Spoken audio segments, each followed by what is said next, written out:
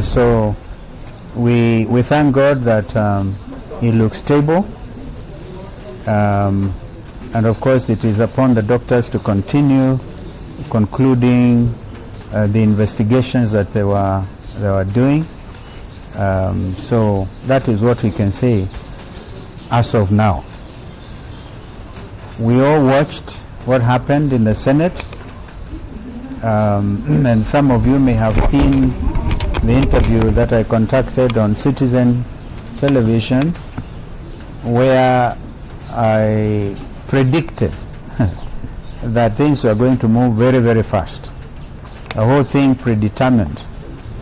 I once was Deputy Speaker of Parliament, and one of the worst mistakes you can make as a legislator is to anticipate debate. The whole National Assembly anticipated the outcome of the deliberations of the Senate. But we want to thank the senators, we want to thank the legal, as has been said, it is historic, and it's all because of Constitution 2010, which is why we are saying he is the second deputy president. Even as we speak, he is still deputy president. So I was the 10th vice president. Eugene Amalo's the elder brother was, what version was it? The eighth. The eighth. So these things are important.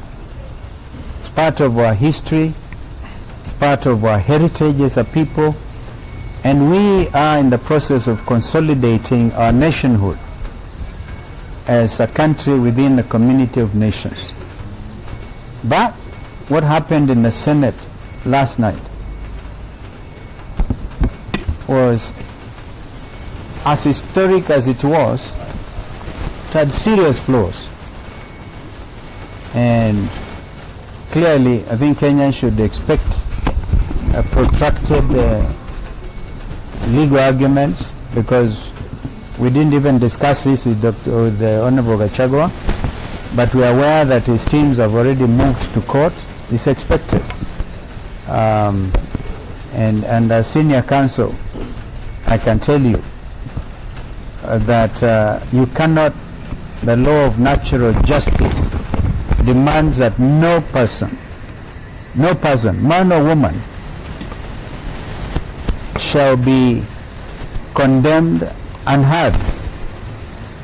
And it was all there. Senior Counsel Paul Muite, leading a very strong team, were able to argue with regard to what the Constitution at Article 145, 5B says. Before the vote, before the Senate took the vote, they could only do so after affording an opportunity to Deputy President to defend himself. There were other arguments, of course, by Senior Counsel Jim Orengo and Tienda Molo on the other side, and Gumbe. Yeah, so we respect all of that. But truth be told, this whole thing smacks of injustice, gross injustice, political manipulation, and all of us know this is a political trial. And therefore, once again, we want to thank the senators who stood firm on both sides. We can't condemn even those who voted for the impeachment. We can't condemn. They did what was their responsibility, regardless of what may have happened in the back rooms or wherever.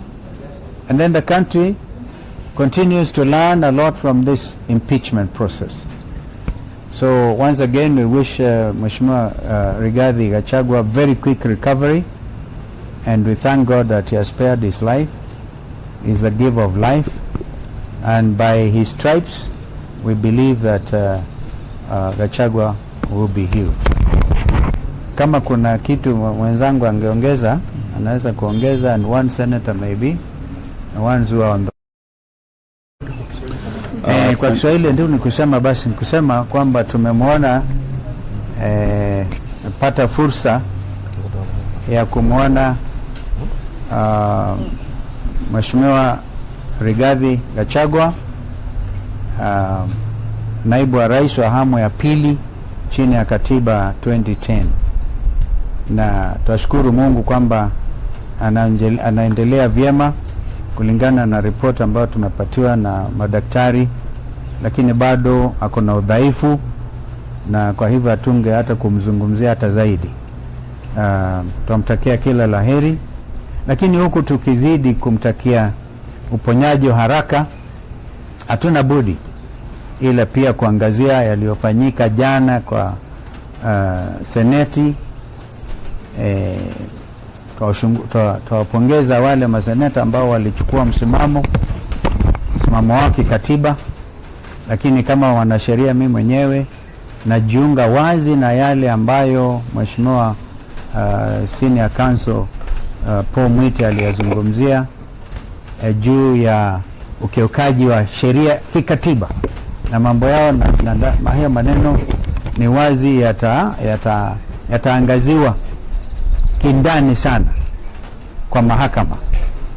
And we continue to insist that the last line of defense for the future of this country remains our judiciary. So we want to urge that justice reign. Heavens may fall, but may justice reign. May justice reign in our courts.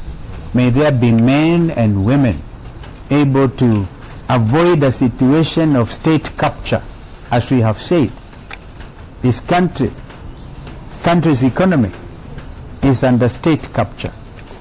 We all have said it openly before that the legislature itself is under capture by the executive. And we will, as a people's loyal opposition, continue to talk to Kenyans, have conversations about that fearlessly, knowing that this is a country under God. My colleague can add something. Comments of senior